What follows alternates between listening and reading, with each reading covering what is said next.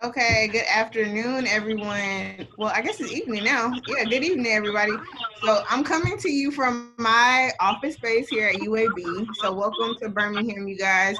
And this is the panel on microbiology careers. And so first, before we get started, Black in Microbiology would like to thank all of our sponsors for helping making this event possible. We would also like to say a special thank you to our gold level sponsors, the American Society for Microbiology, the American Society for Virology, and Kaiser. Their generous support is instrumental to the success of Black and Micro this week and beyond, and we appreciate their continued efforts in supporting and recognizing Black microbiologists and their contributions to science. So, with no further ado, let me introduce the illustrious panel we have for micro careers. Okay, we have a fabulous panel, and we've had fabulous panelists this whole week, and this will be no different. So today we have Dr. William Booth. He is an assistant professor of chemistry at Johnson C. Smith University. We also have Taylor Smith. She's a clinical lab tech who's contracted to the Department of Public Health Labs on the COVID response team in Georgia. We have Dr. Dominique Carter. She's the agricultural science advisor in the office of the chief scientist at the USDA, or the United States Department of Agriculture. And then we have Shalape Abudroye. She's an epidemiologist contracted to the Division of Global HIV and TB in the Center for Global Health at the US CDC. So welcome, you guys. I'm excited to have you.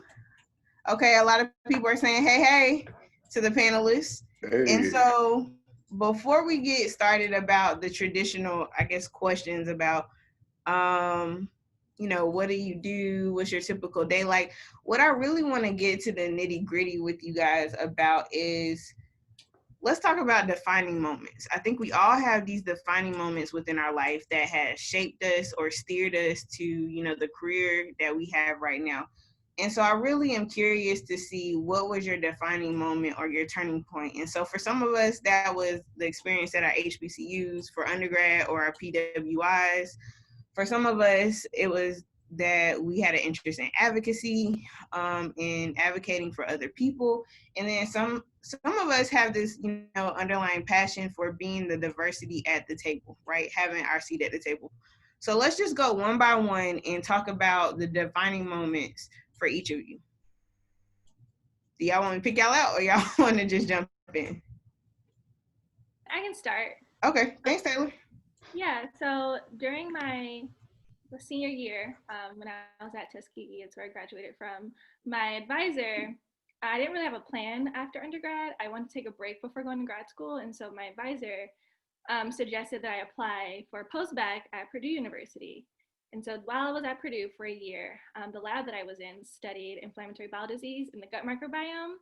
And I knew a little bit about the microbiome, but not that much. And so being in that lab and working with this graduate student in the lab and everyone else, I just became so fascinated that we have all this bacteria in all these different places in our bodies, and they contribute so much to our health. And so that's what got me interested in microbiology. Okay, so Shalape, William, Dom, which one? I can jump in. William's unmuted, so he can go. Oh. Ladies first. Sure, no problem. Hi, everyone. Hey, fam. I see some comments in the chat. Thanks so much for tuning in to support us. But I would say I initially was not a fan of biology, let alone microbiology in general. I very much consider myself to be a hard chemist. I was deeply interested in organic and analytical chemistry. And my professional goal actually from undergrad was to attend medical school. Unfortunately, my father became extremely ill at the beginning of my college career, and he ended up passing away from a hospital-acquired infection, sepsis. And so I would say a defining moment for me was when the physicians came and spoke to my family and said, basically, we are out of options as far as modern medicine is concerned. We now are giving him some experimental antibiotics, but we're not even sure if he's going to make it through the night or the next day. And I'm just like, how can that be? This is your fault. He acquired this in the hospital. And so after that, I was like, no, this is unacceptable, and I need to be in the room. I need to know more about this. I need to have a technical training so that I could be able to contribute to this field, whatever that would look like. So even when I started grad school, I was still very much like, I'm a chemist, so I'm going to enter a protein lab. And I found my way still in a virology lab. So that's how I first got introduced to micro. You bring up like excellent points. I think that's where I started out too. I remember when one of my defining moments was when I was in high school and there was an epidemic of MRSA, so methicillin-resistant Staphylococcus aureus. It was killing a bunch of kids my age, so high school students and middle school students that were healthy. And I was like, this could happen to me. I'm healthy. We don't know why these kids are dropping dead from this. And then just understanding about, antibiotic resistance. I was like, okay, well, people are not talking about this. Maybe I need to be the superhero and find out the antibiotic that would cure all. So that was a defining moment for me. That's a good point, Shalape. And being an advocate for other people who don't know in the room, that was good. Shalape? Yes, so my defining moment came my senior year of college. I was at UNC Chapel Hill, med major for most of my 4 years up until probably the last 2 years. And I just realized that medical school probably wasn't the right route for me.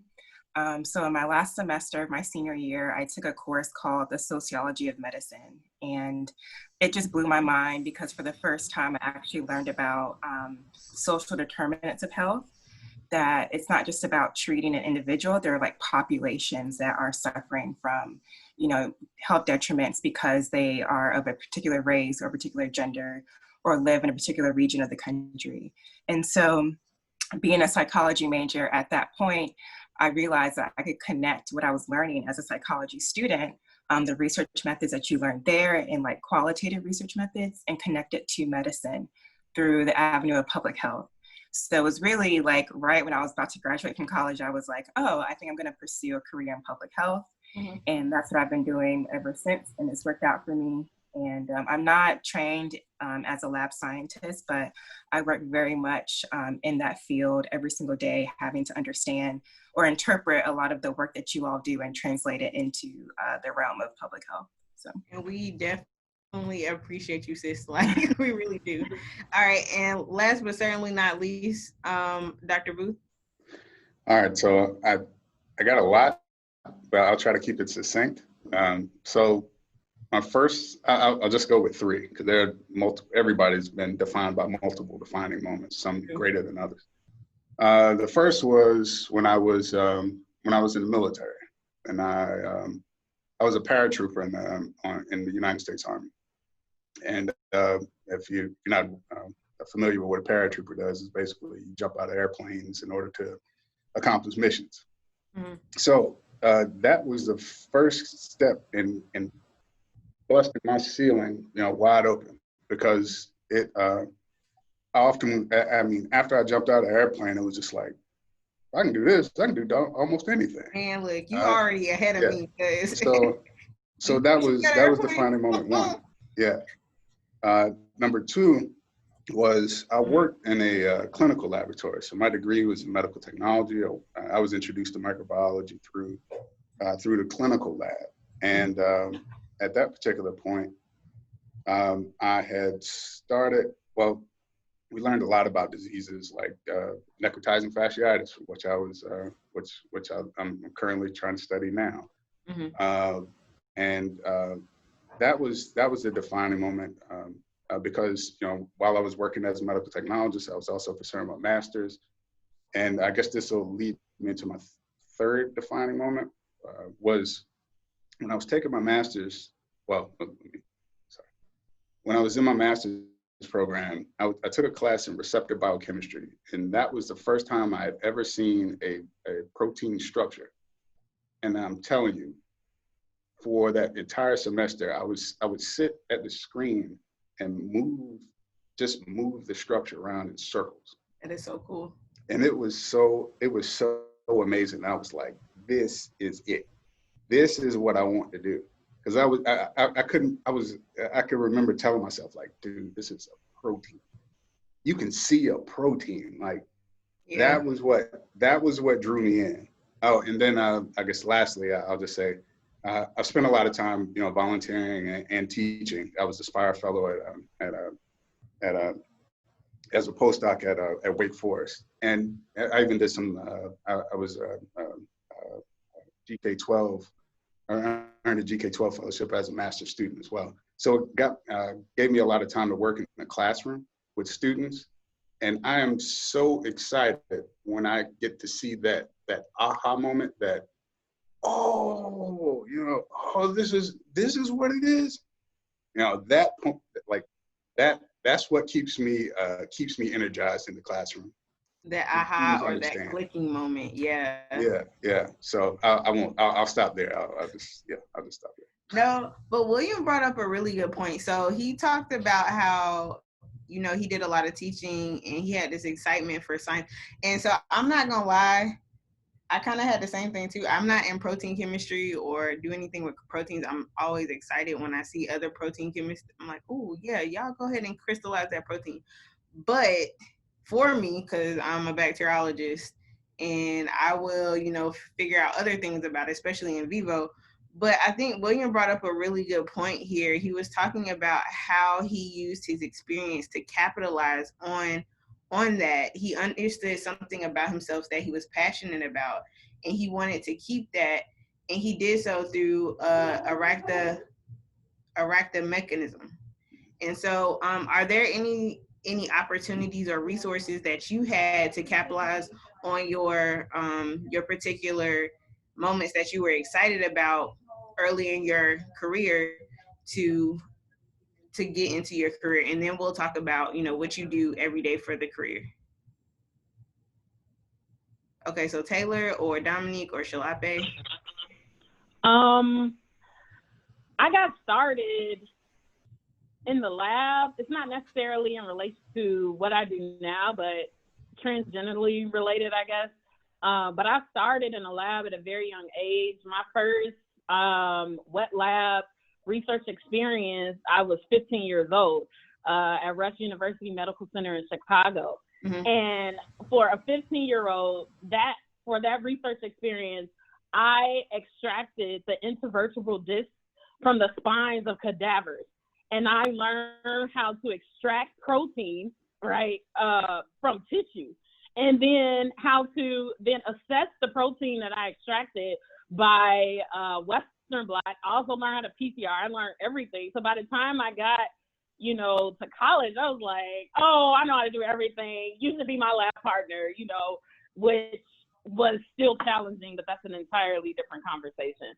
But that was my start in the lab, and it kind of enabled me to enter science with a sense of confidence, which was needed for me to be able to continue in science at predominantly white institutions for both my undergraduate and graduate degree. Because as we all know on this call, that's very challenging with regard to the necessary support systems to keep Black scientists in particular in those programs, okay?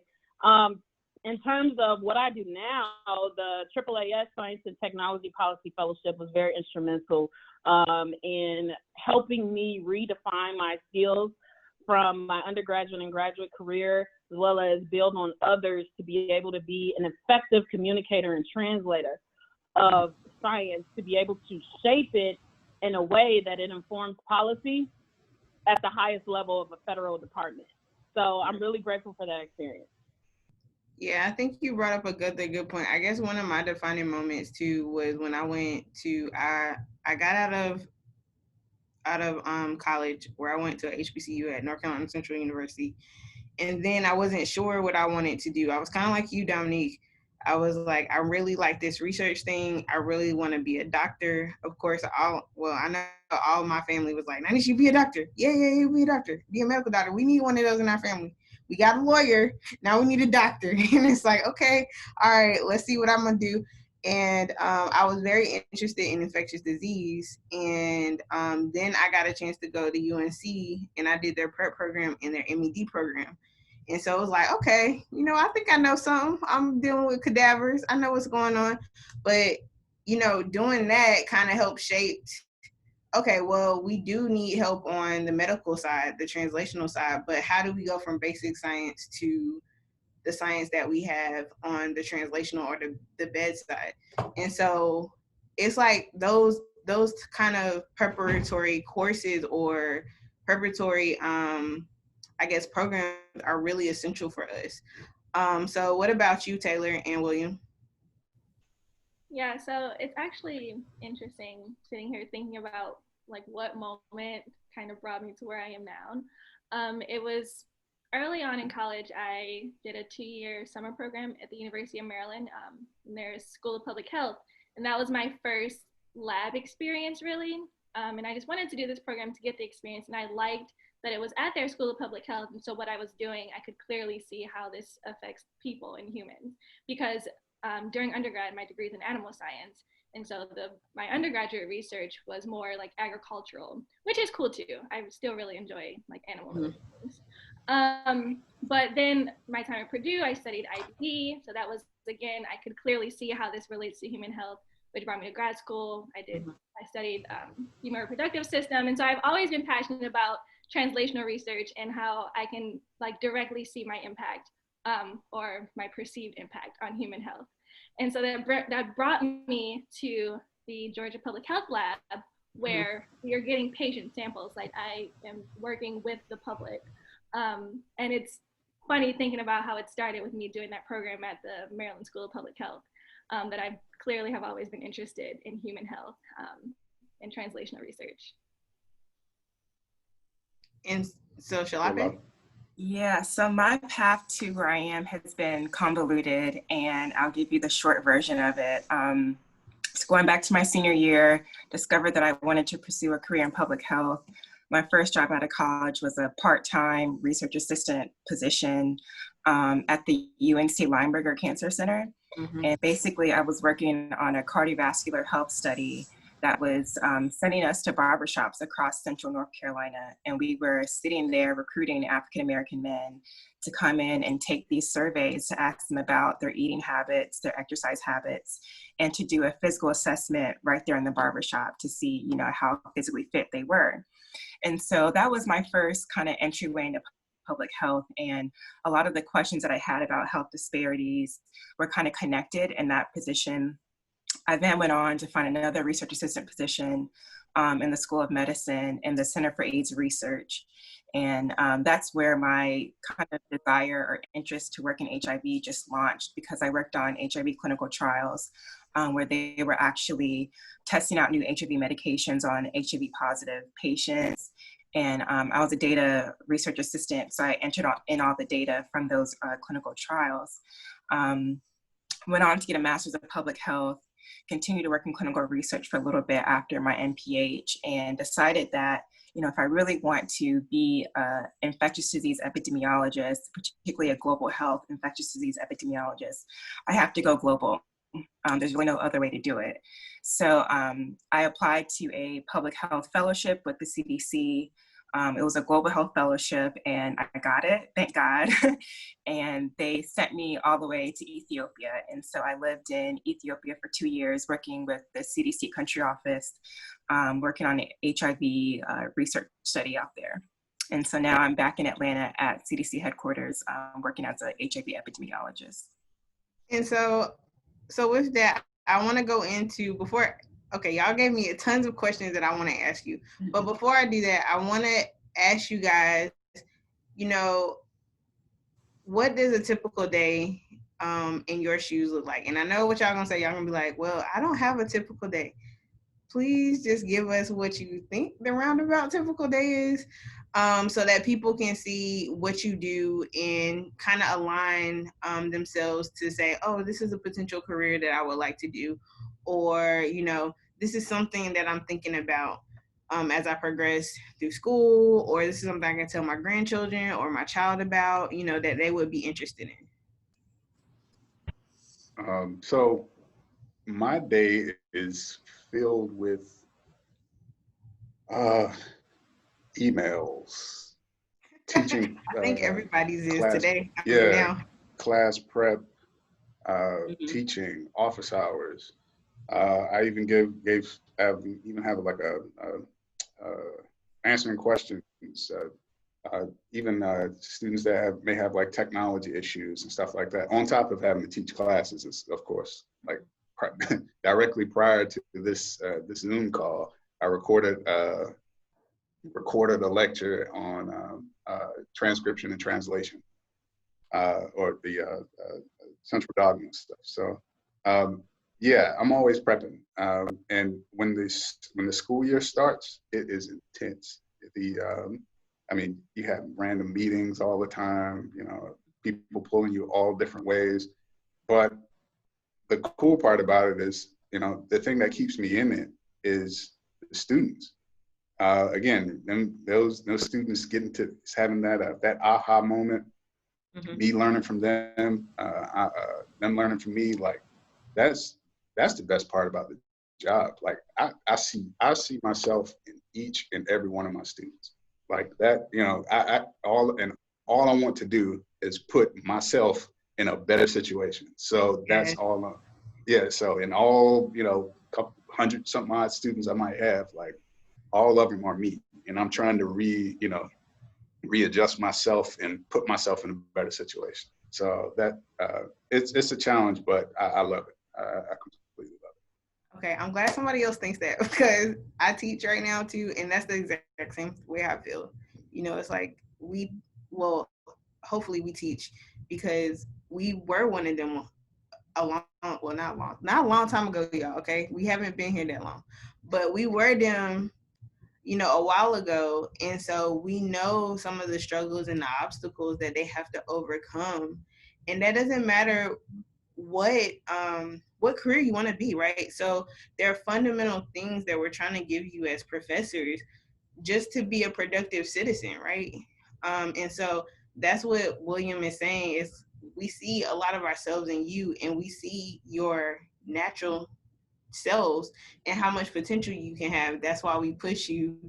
And but it's great to see when you guys succeed, and it's also great to see when you think it through yourself. Oh my goodness, I sound like my mom. She always says, think it through, Nanisha. Think it through. Okay, but anyway, enough about me. So Taylor or Dom or Shalape, what about you guys? What's the typical day? I would say no day is the same for me. Right now, a lot of my time consists of Zoom meetings. But pre-COVID times, those meetings would be in person. And so I serve on several department-wide committees. If you all aren't familiar, USDA is the largest federal department, comprised of 26 federal agencies. And my office, the Office of the Chief Scientist, coordinates the science activities for the Research, Education, and Economics mission area, which our 4 primary science agencies sit under. So a large part of my portfolio involves leading a team that is developing metrics and key performance indicators to better understand and capture the impact of USDA science and research investments. The USDA overall is a little bit new to the evaluation and internal assessment game. And so this has been really exciting work. My AAAS fellowship at NSF prepared me well for this. I did a lot of that work there as well. And because of that, I made some really good connections with chief data officers and analytics officers at other federal agencies that I can tap, and we can kind of lean into for guidance for this. And then another large portion of my portfolio is, like I said, serving on department-wide committees. So one being the strategic planning and performance. So, you know, establishing a strategic plan for our science agency to fall under, to make sure that the science that USDA is supporting and funding is actually on trend with what the department as a whole say the priority is. And, you know, the motto for USDA is do good and feed everyone. So we need to make sure that our research and science aligns with that. So whether that be increasing sustainable agriculture or having better support of food programs, things like that, we need to make sure everything is aligned. And another committee I serve on is the Evidence and Evaluation Committee. So how are we evaluating our programs to make sure that our money is going to the right place? So it's a lot, and it's exciting work because, you know, transitioning from the lab to this type of work, you know, can be a challenge, but in a good way. I think it's always important to be able to communicate the science that you do and be able to communicate why it is important. And so one of the greatest skill sets I can say from doing work in science policy is learning how to be an effective communicator, an effective translator, being able to communicate across different audiences and bring everybody at the table and say, this is why this work is important. This is how this work impacts you. And so I'll just stop there. Taylor Shalape, would you like to get in on this question? Sure. My days are pretty repetitive. Being on the COVID team at the public health lab, I come in every morning and we have hundreds of samples, like the nasal swabs waiting for us. And basically we have a few different PCR-based protocols that we use to test the swabs. And so that's my day, is just testing swabs from all over the state. And I enjoy it because I get to see COVID data in real time. So that's really cool to me. But also just being at the public health lab, they do a lot of different things there. And so in my downtime, I can wander over to the other departments and see how the HIV work is going, or there's some like enteric diseases that the bacteria department does. But mostly I get the COVID swabs and test them if we can detect COVID or not. And so Shalape? Yeah, so my day, even what was that? What's your typical day look like? So my typical day, it depends. But even before COVID, my day usually started with a bunch of Zoom meetings because, as I said before, I liaise with our global health partners. Oftentimes they're based in Africa. So right now I'm working on 2 protocols, an HIV protocol in Uganda and another protocol in Lesotho.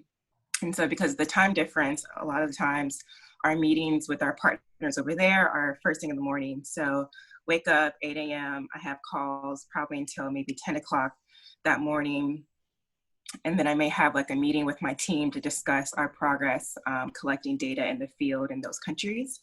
And then sometimes it actually means my day means getting on a plane and going to Africa and being there for maybe a week or 2 to work with the Ministry of Health and our CDC offices over there, to go to the field, to monitor data collection, to visit their national reference labs over there, and to monitor our processing system. So it really does vary on, I guess, the season or the stage of data collection that we're in. But usually I'm focused on implementation of international protocols.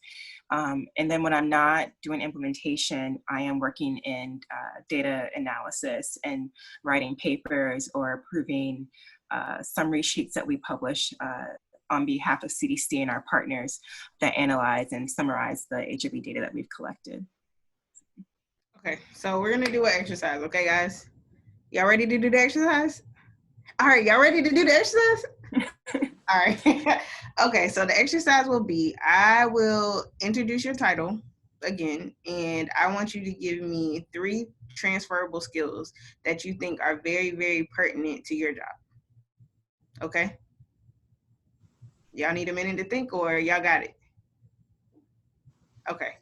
All right, so we'll start because Dominique quickly shook her head. I'm gonna start with her. So this is Dr. Dominique Carter. She's the Agricultural Science Advisor in the Office of the Chief Scientist at the USDA. Okay, Dom, what are the 3 transferable skills you think you need or you must have for you? Problem-solving skills, communication skills, and flexibility and adaptability. things can change very quickly in any given government administration, and you need to be able to adapt. Ooh, I think that's everybody right now in COVID right now. So Taylor Smith, she's the clinical lab tech contracted to the Department of Public Health Labs, and she's the COVID response team in Georgia. What are your 3 transferable skills?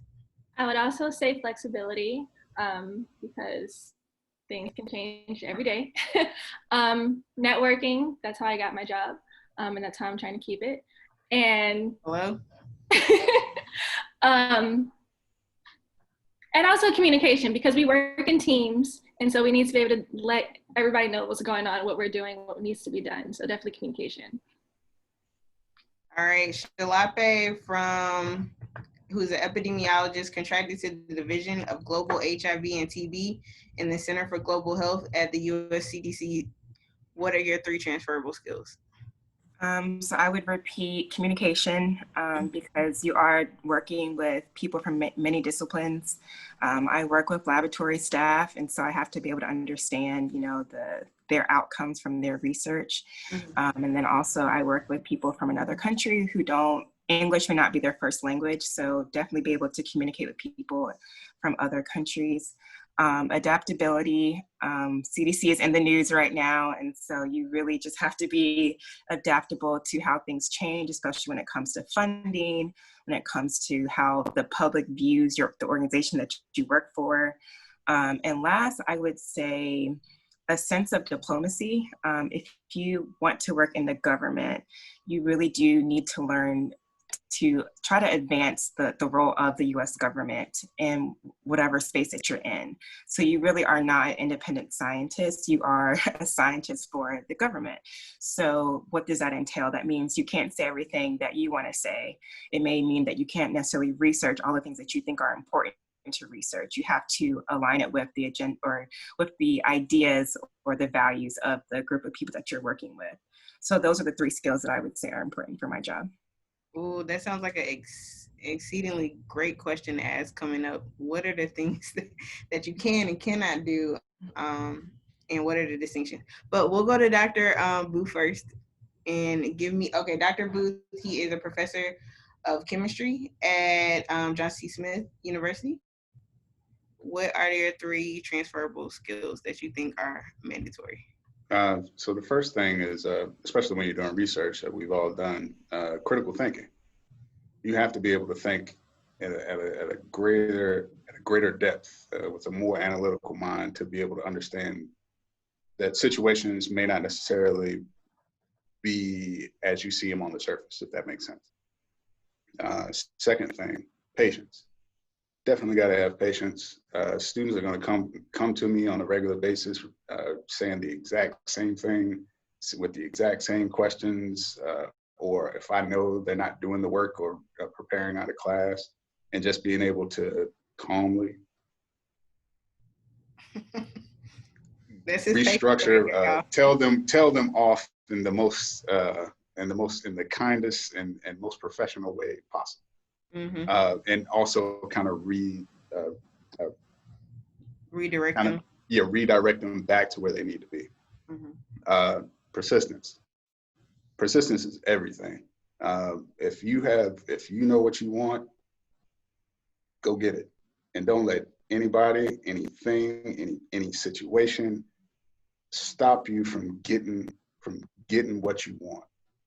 Get it, go get it. And that's definitely going to need that for applying for research funding, because they're going to shoot down your proposals regularly, and you just have to dust yourself off, keep going. Those are 3. There are more, but that's my 3. This is definitely a teacher right here, y'all. There's more. There's always more, and I'm prepared. And I mean, a lot of all these panelists, they have social media, so feel free to contact them with like other questions that you may have too. And I've learned a lot from them prepping with them for this panel. I'm learning a lot talking with them right now on this panel, and hopefully after this panel, I'll still learn a lot. So with that, that's very interesting what Shalape brought up. And I love actually the point that William brought up about patience. I think that's something that we often overlook. And that goes with soft skills, right? how to talk to somebody, right? How to actually, understand what tone means, right? Don't do that. We know what that tone mean and that look mean, but as a teacher or as a professional, sometimes that's not the right move to make, right? So I love that he's talking about the soft skills. But Shalape brought up a really good point in terms of the things that you're allowed to do and that you're not allowed to do. And I want to touch on this subject of what are things that you knew that you wanted to do as a role, like in your career, that you were like, okay, I really need this to do this. Like I have to do outreach. I have to be an advocate for so-and-so population. I have to, like, these are the things that you're saying, I really want to do this in my type of career. Do y'all have that, or have y'all acquired it along the way, or are there any like non-negotiables like that? And how willing has your job been able to accommodate that? I would like you still can do outreach because y'all are doing this panel, so that's great. Yeah.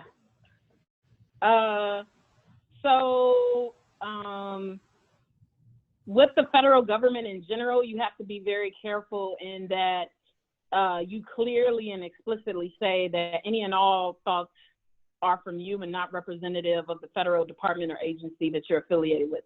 So that's my plug.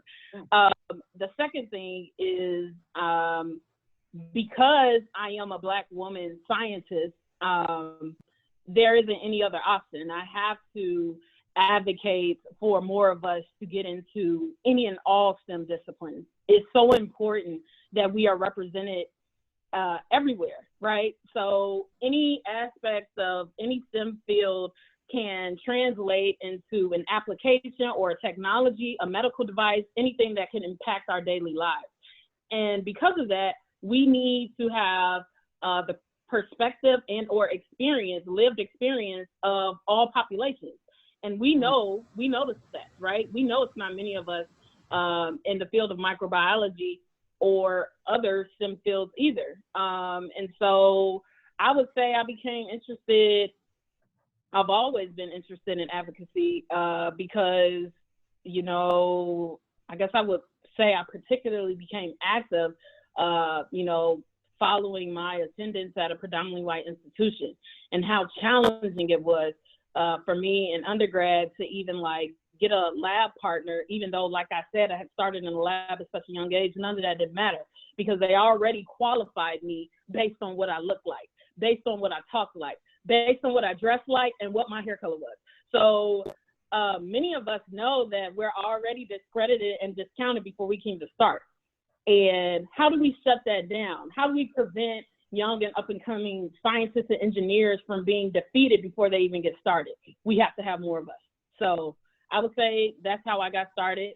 And fortunately enough, even though I would say my employer is pretty conservative, as long as I make it that everything I'm doing is representative of myself and it's off hours, I can do that. So part of my outside and outreach activity, I'm a member of the National Society for Black Engineers, DC chapter, and they're on the call. I am also involved with the American Society for Microbiology. ASM. And,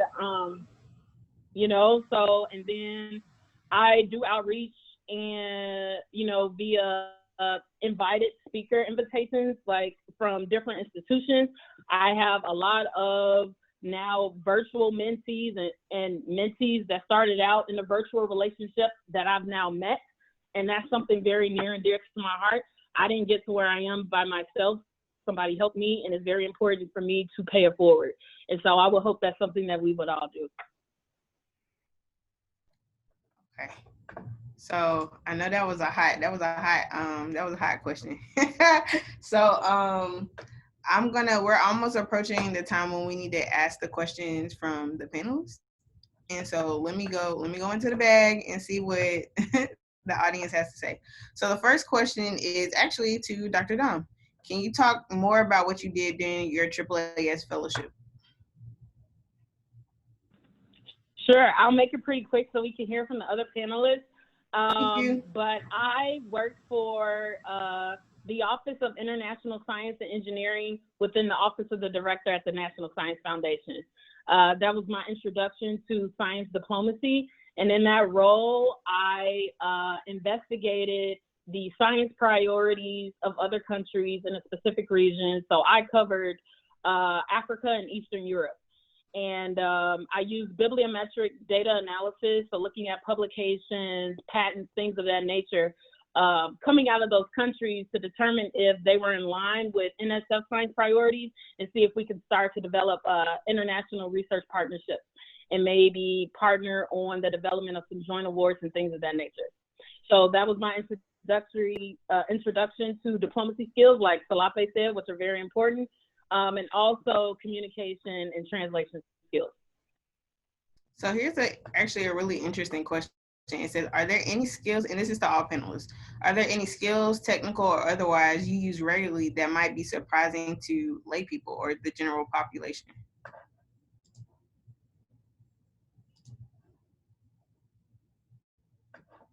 Did you say maybe surprising? Is that what you said? Yes, the question says, are there any skills, technical or otherwise, that you use regularly that might be surprising to the general public? I have one. I don't know if this is. I'm excited to hear this. This is surprising, but I think as a professional, as you grow in your career, you have to remember that, you know, you're not a newbie anymore, especially as you grow into your career. So you have the opportunity to say no.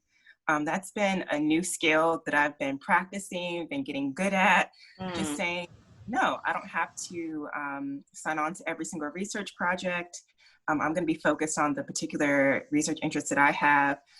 For me, that also means I don't need to go on every international trip that I have the opportunity to go on, just because it overextends myself and it doesn't make me effective in the particular way that I'm interested in being effective. So I think that that's something that I would have told my younger self, that yes, you're eager and you're happy to be in this field, but respect yourself and say no sometimes. That's really important. Interesting. Well, if you want to slide me any of those trips after COVID, I'll be happy to take some. Just got you. Does anybody have any other surprising skills that people would not expect them to have? It's a really, go ahead. So in X-ray crystallography, well, that says it. I got to work with X-rays, and one of the I guess surprising. Did you put on the thing? You know, you got to put on the lid. No, we worked behind a very thick wall of metal. Oh, okay. So, I didn't know that.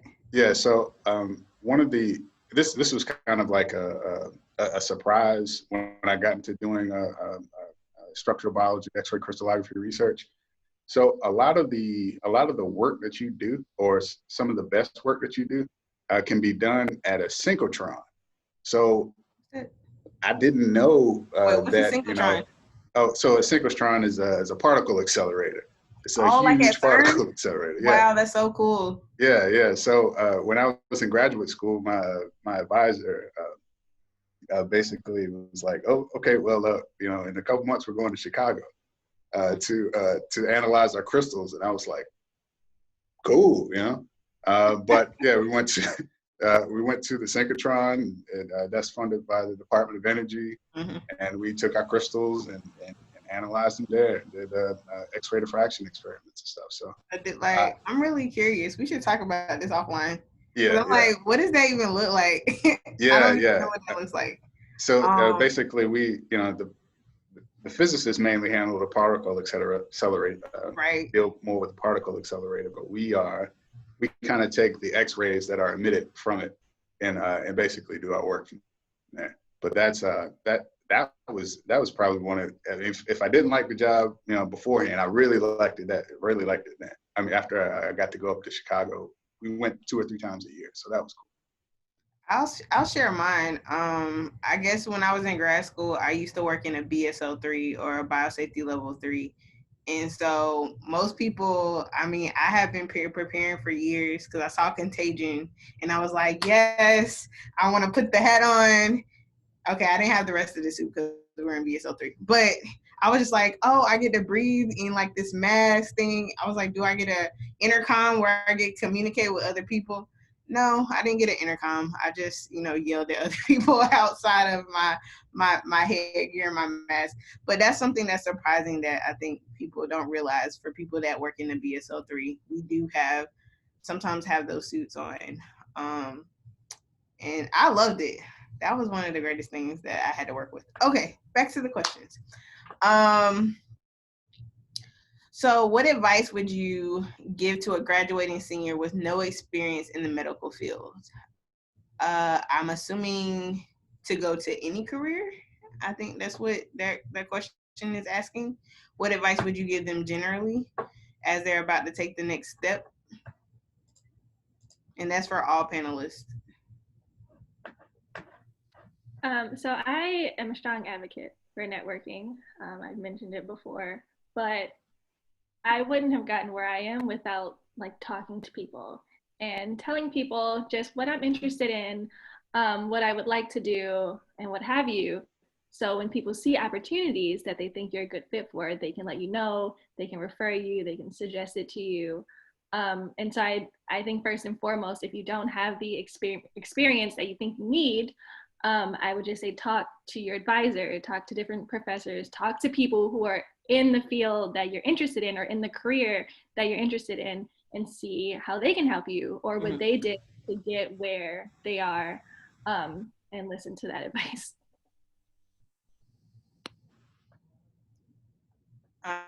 So another question would be, for those who work in government, if the government shuts down, we've had a lot of these in the past couple of years. Do you have to continue your work? And that's specifically at Taylor or Dominique? So the government shutdown is pretty complicated, right? It has to deal with an appropriations budget. And so sometimes Congress and or the Senate pass an omnibus bill in which all federal departments or most are included in that. So the appropriations for those departments and agencies are included in that. And some federal agencies receive their appropriations so they can continue to work. So like, for example, during this latest shutdown, not all federal agencies were shut down, right? However, I was in my second year of my AAAS fellowship, and I was at NSF, who did not receive appropriations. And so, yes, my work stopped for the duration for which the government was shut down. But that varies by agency. So that's the answer to that. Yes. So here's the next question. This is a very interesting question. It says, do you find that navigating professional spaces in terms of educating your peers or dealing with microaggressions or advocating for equity is harder now than it was during your graduate study, or is it easier? I just want to put a plug in there. From my experience, these microaggressions are actually at the macro level during your professional tenure. And if anything, the thing that I learned the most from graduate school was owning my power and my voice. So I'm no longer, I would say, in a compromising position. During graduate school, we have to get the degree. So it's like, how much are we going to fight? We have to pick battles. And you still have to do that during your professional career, but it's a difference in that you are supposed to be respected in the workplace. And so sometimes, you can experience these microaggressions in which colleagues may want to take credit for your work. Colleagues don't want to work with you on some type of team project, but this is the time when you advocate for yourself. And if it's not an environment that's supportive, guess what? You can leave. And so learning to own that and own that you are in charge of your experience and what you will and will not tolerate has been a freeing experience for me. Learning how you know, even in a conservative work environment, how I will still express my identity as a Black woman with these thick braids and whatever kind of Afrocentric wear I want to wear, and whatever else comes with me having my flavor as a Black woman, I will do that. Ooh, she ended that with her eyebrows raised, y'all. Taylor, I couldn't tell if you were snapping or were you raising your hand. I couldn't tell. I'm sorry. I was snapping because I felt everything that Dominique said. Okay, sorry, because I just saw this and I was like, is she raising her hand? Is she snapping? Like, I don't know. Okay, so I wanted to emphasize advocating for yourself, because that's something I learned to do and I learned the importance of while I was in graduate school. And now being a professional, like my lab is pretty diverse, but there have been instances of just people saying things sometimes, and I'm, like she said, I'm no longer in a compromising position where I have to think super hard about what I say. Like I can bring someone to the side, like, hey, you know, whatever, like have a conversation and not just let people walk all over you. So definitely advocate for yourself in whatever setting that you're in. Okay, this one is for Shalape. Oh, sorry. Could I add one thing in there too? Yes, please. I'd also like to advocate for counseling. Mental health. Mental health, sitting down and talking with somebody to get those stresses out are important. And they help me. They help me get through my graduate programs. They help me deal with the microaggressions. They help me deal with the imposter syndrome. They help me deal with the constant code switching, just sheer exhaustion of never feeling right about being in the situation that you are, but you should be. Like, talk to somebody, and talk to somebody professional that can help you with developing strategies to handle those stresses effectively. Go to counseling. It's nothing wrong with it. I did it, and it works. So I'll just throw that in there. Well, I will say a lot of the comments that recently popped up were like, woo, amen, yes. So yes, apparently a lot of people are agreeing with you as well to take mental health seriously as you go through undergrad, well, any stage of your life, period, point blank, even if you're in or out of science, like lab research science. So this next question is for Shalape. It says, which factors should one consider if they're struggling to choose between a career in clinical medicine versus a career in epidemiology? Oh, a great question. Really like that, y'all. When she do this, really like it. I toss back and forth between this many times, and there are still times where I'm like, should I go to medical school? No. I think the most important thing that I've been told by clinical scientists is, do you like working with people one-on-one? Because in public health, it is population-based. We specialized in like understanding the health issues of populations. I don't really go into a clinic and look at somebody and ask them what's going on with you. Like one-on-one, I sit at a computer and I look at my data set and I try to understand what's going on with my data set. So first, do you like working with people hands-on? And then at the same time, if you train clinically, you can easily segue into public health at any point. And so one of the reasons why I'm excited to be on this webinar is because I really want to recruit more lab-based, clinically trained professionals into the sphere of public health, because we need that interdisciplinary just mindset to come and tackle some of the problems that we have. Yesterday I saw on one of the other panels that there was a virologist who's working on the COVID-19 vaccine, and we have people at CDC who are now, taking that and scaling it up and trying to see how to best implement that in a maybe third world or first world country setting. So we need that interdisciplinary interaction, and so don't feel like because you trained in one area that you can't come and work in public health, or even vice versa. There's people who kind of switch it up back and forth all the time. Amazing answer.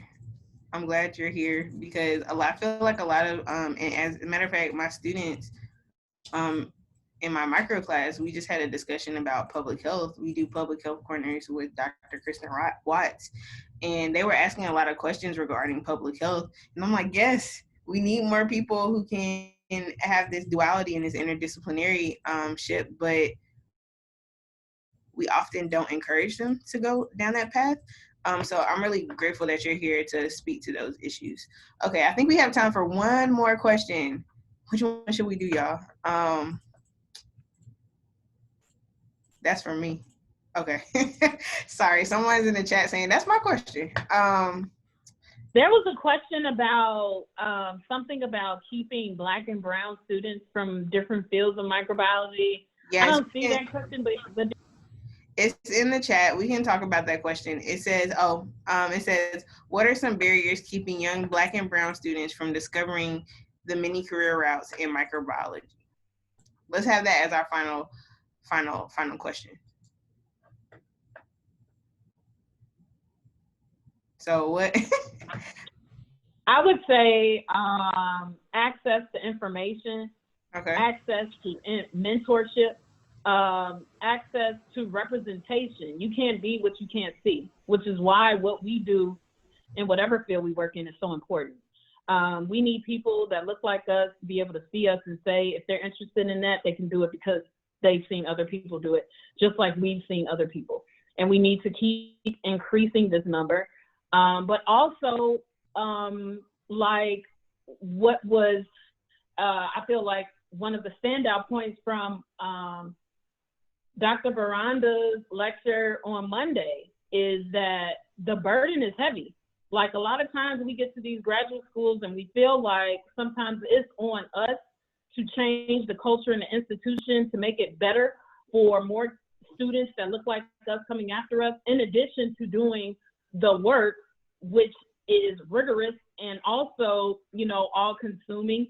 So even, you know, providing support to students and letting them know it's not on them to do that. It's not on them to do that work, and better supporting them at these institutions. And I don't really know what that looked like. You know, that's lost on me. I got my PhD 4 years ago, and I feel like I'm just now getting back to an improved version of myself. The trauma was so hard. And that's just me keeping it 100. Well, we appreciate the 100ness.